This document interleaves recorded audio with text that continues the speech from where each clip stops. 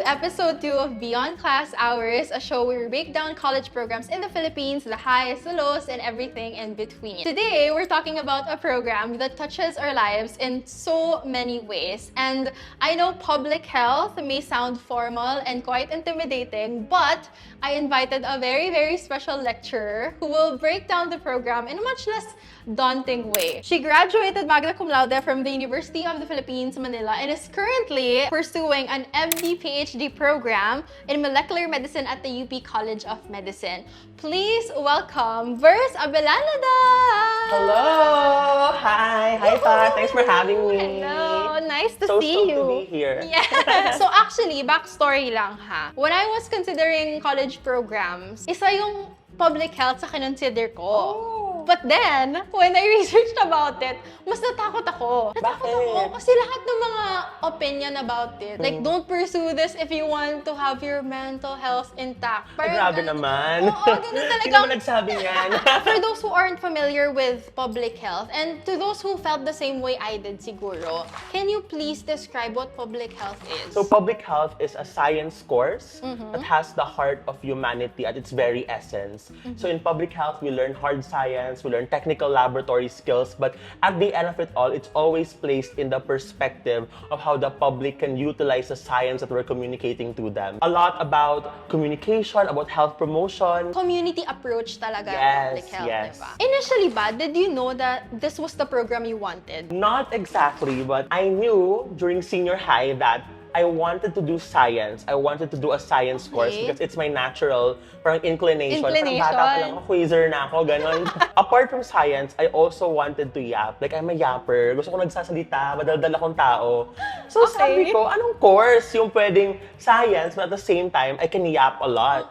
And then I discovered, boom, public health. Nung nag-research ako na, ay okay to kasi I can exercise the scientific side of my personality, but also at the same time, express who I am with talking and with words. You mentioned na you started with the program itself. When did you consider the university? Because I'm not familiar ha, meron bang public health in other universities? Good question. I think now, there are other universities, I'm not sure, offering public health, but throughout the years, I know that some universities are benchmarking and then trying to build their own public health programs, which is so good. But when the time that I was first year, so 2019, the only two schools offering public health are UP Manila and UP Visayas. Super limited Yes. talaga, diba? And actually, those were my top two choices in UCAT because I really wanted to do public health. So UPM, UP Visayas. Nasakto na sa UPM ako nakuha, so doon ako nag-go. Can you mention lang a few courses you took that can enlighten the students na, okay, ito talaga yung public health. This is what we're learning. So in the first, second years of the program, everybody will take roughly the same courses. So it's a good mix of hard sciences, like you have microbiology, parasitology. Wow! And then you'd also have like lots of chemistry. So ang dami naming chemistry, like we had analytical chemistry, general chemistry, biochemistry, clinical chemistry 1, clinical chemistry 2. So it's a lot of chemistries. And actually, parang if you take like more, like a little more chemistry courses in postgrad or other things, you can qualify for the chemical technician licensure exam. Licensure, kasi may units, di ba? Yes, you have lots of units. So apart from the hard sciences, we also have like a good mix of epidemiology, like the more public health courses, occupational health, responding to disasters, stuff like that. So it's a good mix of both of that in the first, second years. And in the third year, like third year, second sem, I think, that's when you guys diverge into 2 tracks depending on your may tracks specialization. Din. Okay, so can you mention ano yung mga tracks na yun? Okay, the first track, which is the track I took, was medical laboratory science. So if you go here, you can expect a lot more advanced microbiology courses, more parasitology courses. You're gonna be trained more in the laboratory. Well, I mean, you're also gonna be able to do that in the first and second years, but this time, in-depth na. In-depth, like more specialized techniques. The population health track naman, you will have global health, you have informatics, I think, to like in tools in population health, outbreak tracking, stuff like that. So it's more community-oriented. So parang mas malaki yung sakop nung second track. Yes. Both tracks like still tend to converge back to the community at the end of the day. But your special aspects of training will just differ. Ano-ano ba yung mga specific deliverables sa public health? So happy that you asked that question kasi ang daming kinds of deliverables in public health. So typically, you'd have to submit like lab reports as well in all science courses naman siguro. But in public health, like lots of papers. Like papers not just in a more scientific aspect, but also in the more social aspect of medicine. Wow. You'd have that. I remember in one of our subjects that are more population health oriented, parang they will give us a case of a hypothetical community. Ito yung stats ng community na to. What should our project be to address this particular solution? How would we communicate that that solution? What are the informational materials we will craft that will be enticing to the people on the ground? So it's very application heavy, I would say. Galing kasi even sa college pa lang, tinitrain ka na, di ba? So when you enter the real world, di ba, hindi ka ma-overwhelm na ganito pala yung ginagawa ng public health professional. Definitely. And then the unique point about public health is that we have 3 legs of internship. So, ang dami naming internship. So guys, kung gusto niyo ng internship, busog na busog sa public health. Totoo. Yes. It's all going to occur at the final year of your stay in the program. 4th year. Yes, but hindi siya, yung buong 4th year na yun, it's not just gonna be all internship. You would have subjects, but they will condense the subjects to fit in a 1 quarter. Oh my gosh. So, i-juggle mo yun sa schedule mo. First sem, first quarter will be all subjects. And then the second quarter will be internship. And then ganun din sa second sem. The first and second legs of the internship, which is going to happen first sem, second quarter ng 4th year, right? So, it will be for everyone, like regardless of the track that you have, like you will have to go through this internship. Okay. So the first one is PGH internship. You're gonna serve as an intern in the laboratory, so doing medical laboratory, medical technology work. That's nice. Yeah, and then the second leg of internship, which is everybody is required as well, will be community internship. So we were sent to Cavite. So I was sent personally to Magallanes, Cavite. So fun naman. Yes, like you get to live there for a few weeks. You get to work with the community leaders, with the barangay hall, and you organize programs with them. And you also work with other interns in there. In our case, we work with the medical student interns from UPCM. So it's a very interprofessional collaboration kind of network. The third leg of internship, as opposed to the first and second, this would happen at the second sem. So last sem mo in college. Okay. So it depends na on your track. This is the track-specific internship. So if you're a medical laboratory science track, then you would proceed to another hospital that isn't PGH, so an external hospital. Okay. So in my case, I went to Philippine Heart Center in QC. So I was an intern there, still doing medical laboratory stuff. If you're in the pop health track naman, you can choose a variety of different host institutions. So these are usually NGOs, DOH, etc. So some of us like went to Davao for internship. A lot like went to different NGOs to be exposed there. Yeah, so it depends on the matching process and where you guys like would want to do your internship. So when it comes to internship, do you apply it by yourself or may binigay na bang listahan yung pub health in UPM and then you just apply for it, or ikaw talaga maghahanap ng lahat? It's a bit of both. The school will have pre-selected partners that they have talked to and communicated with. Okay. But at the same time, these partners may have different criteria. So they may accept certain students, and if you don't get accepted here, then you find another one that's still within the pre-selected list. So ito, super interesting to for me kasi ito talagang gusto kong tanungin. Kasi nga ito yung I think nakakatakot nung nag-apply ako in college. How is the workload ba in pub health? Ooh! Guys, I'm not gonna lie, it's a lot. No sugarcoating. No sugarcoating. And the thing is, it's not one thing eh. So, it's like a lot of little things. So, you have laboratories, and you have lab reports. And then you have like a social aspect of health, and you have reports on that, and papers on that. Like, just different things all at once. And you also have like health promotion, material making. So, Sari-sari talaga. Sari-sari talaga. Because the goal is for you to become a holistic public health worker or professional in the future. It's more manageable first, second year because, you know, you're still adjusting. They don't wanna put everything on you right away. Hindi ka pa sinasurprise, Hindi ka pa diba? sinasurprise. Pero nung fourth year talaga, grabe. Kasi 1 quarter yung dapat na 1 sem eh. So, exams will be like every week, may exam. And you have to pass them all so that you can graduate. First year, second year, hindi masyadong remarkable in a sense na it's probably like any other college student. Like, you have your block as well. So, you have block 1 and block 2. You spend your day mostly with your friends in the block. So, you go to classes. So, in the third years and fourth years, the blocks don't matter much anymore because you'll likely be spending time with the people in your track Oo, na. iba-iba na kasi. Iba-iba na. Oo. Your day probably would be like, if you wake up early, you can go to the lab and then do some stuff for your thesis. Like you said, di ba? Like in any other course, like we don't have a very specific protected time for thesis. Or kung meron man, it's not gonna be enough. No, you have to work outside of class hours talaga. Actually, the good thing about our thesis is it's by group. So, sa inyo, it's by pair, di ba? Oh my God! It's by group. So, 5 to 6 people in one group. Yes. Okay din kasi, ang laki ng scope nung sa inyo, di ba? Yes. So, it would be very difficult kapag mag-fieldwork ka, tapos babalik ka ng, di ba? Yes. So, parang what we do is, for example, nagtithesis kami, and then some of the people are assigned on the field, and then the others muna are gonna do it in the lab, and then shifting. Ganon, may diskarte para matapos on. I wanted to ask also, kasi very common to transfer and shift in UPM or in the UP campus talaga. So, pwede bang mag-transfer or mag-shift sa program nyo? And if someone wants to transfer out, pwede ba yun? It's pwede, but it's not very common, at least on my batch, talaga? or the batches ahead of me, and yeah, it's not very common. So, parang they open slots for people transferring in depending on the number of people that committed to the course during the first year batch. Okay. So, for example, I think they have like 80 to 85 slots. So, kunwari, like, I think kung 75 lang yung nag-confirm, di ba? Like, they got accepted but they didn't enroll ultimately. So, parang they might open slots for that. I know it happens but not every year. So, it just depends yearly. So, we actually took a short break and Verse mentioned something very, very important. Yes.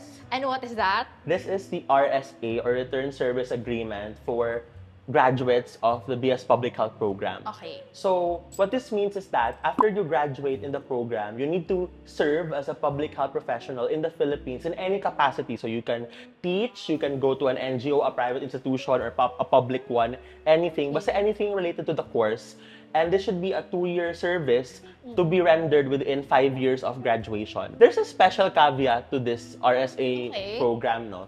So if you go to medicine in UP College of Medicine, they are able to allow you to defer your RSA so that you're able to go to medicine, right? So you can go spend 5 years in medicine. And then the 2 years of RSA will just be added to your 3 years of RSA also in medicine. So you're gonna serve 5 years of RSA in total after na you graduate in UP College of Medicine. As far as I know, this privilege is not extended to people who enroll to other med schools. So if you graduated in public health and you enrolled to other med schools, mahirap kasi you have to do 2 years within 5 years, right? So how would you be able to do that? You know, I think that RSA should not be thought of negatively, right? Because a lot of people don't like RSA, and maybe there needs to be some changes on how it's implemented personally. But I think the essence of RSA is simple, that we need to provide service to the Filipino community. And since we signed up to be public health professionals during enrollment in our first year, I think that's well and good. It's and we a commitment na rin eh. Yes, and we should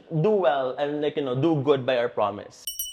Before we jump back into it, I want to take a moment to thank Scrintal for making this episode possible. One of the difficulties I had when I was in college was making connections between the lessons and concepts taught during class. I found it difficult to relate one concept from another concept that was taught 2 weeks ago. With Scrintal though, I can organize my notes visually on a canvas that truly has no limit. I can create a board for every course, and I can create individual blocks for each lesson. I can be as detailed as I can. I can even add photos, PDF files, videos, or important links within each block to supplement my notes. What's even great is I can make connections between these blocks, so I can learn the lessons not in isolation but as parts of an interconnected whole. This is one app I really wish I knew earlier when I was a student, but I'm super happy I get to share it now in case it helps someone out there. As a gift from Scrintal, they are giving away a 50% discount on their pro version with my code Patricia50. This is a limited time offer, and I really wanted to share it now so you don't miss it. Again, huge thanks to Scrintal, and let's get back to our episode.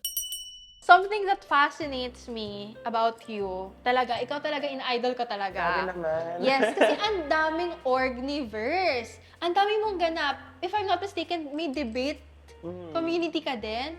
So, can you tell us how you juggle it all together with your ACADS, kanon? And can you share lang a bit of ano ba yung mga org na part ka? So, unang-una, di ba, orgmates tayo nung nung college. Yes! For me, siguro the highlight of my org life probably was 4th year college. Talaga ha? 4th year pa talaga? Yes, tapos apart from that, EIC ako ng college paper sa public health.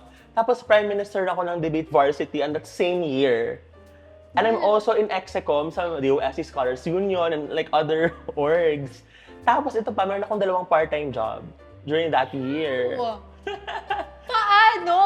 Siguro like, it's in my nature. Like, siguro I'm one of those people na very workaholic. Like, I'm not satisfied with my life until my schedule is fully booked. No? Pero kung paano, hindi I think a lot of it was also people, understanding of my schedule. Like, I'm able to give my all to one thing, but my schedule can't be super flexible. Like, it can't adjust to everybody. So, parang, I'm still able naman to perform on my job to the best that I can. But it's really because of the help of everyone around me who were also willing to work around me. Yes. So, I'm very thankful for that. And it's also because if you love what you do, honestly, it doesn't feel like work, right? Yes. The orgs that I'm in, debate, UP Manila Debate Circle. So, guys, if you're enrolling in UPM, baka naman. Oo, sali na daw kayo. Yeah, this org, hindi siya necessarily related to public health, but I think a lot of the skills that you learn in debate will Applicable. transfer to Oo. public health because you need to talk to Yes, people. You need to oo. argue your stance why public health is important, Yes. why these laws should be passed. You have to be an effective speaker talaga. Yes, grabe guys. This org, it's a competitive org, so we compete Oh, in wow. tournaments like almost every week. Dami! May month dati na every weekend may tournament ako. Ayun, masaya naman. And of course, college paper, we love writing. Yes. And it's really good, guys. Like, because also writing is very important in public health kasi ang daming papers, so you need to communicate effectively. Also proposals, when you submit proposals to the LGU because you want policies or programs to be passed, your writing skills are very handy. Those were the major orgs that I really poured my time and effort to. What's the most important thing you've learned from being part of these orgs? The important thing I've learned is that parang you are not limitless. Kasi even though I did my job well, may mga days na parang napapagod yata tayo. And that's an important part of maturity because I think when you're entering college, coming from senior high school, you have lots of achievements, Yes. you really think you're invincible na wala makakapigil sa'yo, di ba? Tapos sobrang excited ka kasi you're ready to take on everything, di ba? Yes. It teaches you to be humble because you have limits. Yes. So, I think that's a lesson I will bring with me forward in my future career. Ano-ano ba yung mga career na pwedeng i-pursue ng students in this program? Okay, so to answer that question, we have to clear up 2 things first. Okay. Number 1, like may common misconception that public health ay yung medtech ng UP. Right? Right. A lot of people will tell you that because they don't want to Galit na siya. over-explain what public health is. Kasi medyo complicated siya i-explain. To answer that, yes, we have a lot of medtech subjects and we can take the medtech licensure exam actually, regardless of what track you take. So Grabe. even pop health, you can take the Okay. the medtech licensure exam. But it's not, like a medtech course. Like it's still a very social course. The Yes. public dimensions of health, like the policy, the politics behind it. You learn all those things. And I think that's what makes it unique. Number 2 is that, public health, pre-med. Right? Isa pa to. Pre-med, nako. I think like people who are fixated on doing a pre-med course and entering public health, na-frustrate sila minsan when they're already in there. Kasi ang daming social dimension, ang daming stuff like that aren't necessarily pre-med material, di ba? Dispel this narrative and public health is more than just a pre-med course. I think it can be. I think it's still a good one. But it's not the main aim of the program. It's not to produce doctors. It's to produce public health professionals. So onto the question on what careers can you take? Number 1, public health research workers. So a lot of my batchmates took this course, went into the academe, went into labs, researching on anything from microbiome, parasites, to policies and networks in public health. So it's a very broad field. Kinikilabutan ako. Ewan ko kung kita sa camera. Sana hindi. Pero grabe, ang ganda ng public health as a program. Yeah. Second, you can do policy creation. So there's also a master's program in the College of Public Health, Masters of Health Policy Studies. Okay. So actually, si Chancellor Padilla, she took that, and then that's when she wrote the Newborn Screening Act. And also, I have a batchmate before who was eyeing law as well. So it can be that. You can be a health lawyer, a public health lawyer, a public health policy maker. So that's something you can explore. Third is you can always go to medicine, but still your focus should be public health. You can do grad school in other molecular medicine, stuff like that. Fourth is you can go to teach and go to the academe. And fifth also, you can do public health work with DOH and other NGOs. I have classmates who did that and they're very successful in their career. Siguro like I can speak from experience kasi nag-internship din ako na hindi pa rin kasama sa 3 legs ng internship. Kasi at that time, Yes, ang dami mong ginawa! at that time kasi like our dean offered parang mentorship slots for like mga 4 people na he's gonna take you around his project. So parang shadowing din. yeah, so parang we go to Mindanao and Tagum. Wow. And like, you know, you get to see what's happening on the ground. So what we did there was collect fecal samples from children there and a lot of individuals there. And then we examined them in the microscope to screen for parasites and parasitic eggs. Okay, now that we're like on our final leg na of our interview or this episode, can you share your advice lang to a student who may be interested in this program or who may be passionate in the future? What's your advice to that student? I think if you're a very open-minded person, then definitely go for public health. Because public health doesn't need you to know what you want right away. It just needs you to have, number 1, dedication to the Filipino people. Number 2, an interest in science and health. And number 3, a love for communication. But everything else, these are things that you learn now, what you really want when you're in the program. Do you want hard science and you want to communicate in a scientific conference? Go. Do you want the more social dimensions of health to make science more simplified to a lot of lay people? Then go, right? These are things that you learn. Your career path isn't defined for you. It's something that you create for yourself within that program. So the prerequisites are just you have these interests, but the rest, it's all on you. You can figure it out. Yes. Okay, thank you so much, Verse, for today. I Thanks hope for having the me. students are able to learn a lot. And I'm sure they will learn a lot from you. Kasi, grabe, na-enlighten din ako with public health. Again, thank you so much. And if Thank there's you, Pa. anything you would like to plug, Hi everyone, I'm Verse. So, I used to do parang formal debate coaching. That was my part-time job actually in high school. In college. But, you know, I got tired na because I can't do the hours anymore.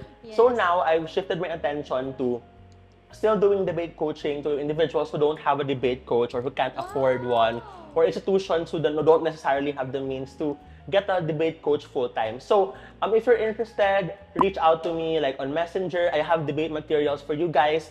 I may also upload some of my lectures on my YouTube channel, Verse Avellaneda. It's not like curated and modified, but if you're interested, guys, and also if you're entering college, I suggest that you go to a debate community because really you will learn a lot of skills that you won't learn otherwise. So, yeah. okay, thank you so much, Verse. Thank you, Pat. Thank you. Oh my gosh, what a fulfilling episode naman this Yeah. one. I had fun.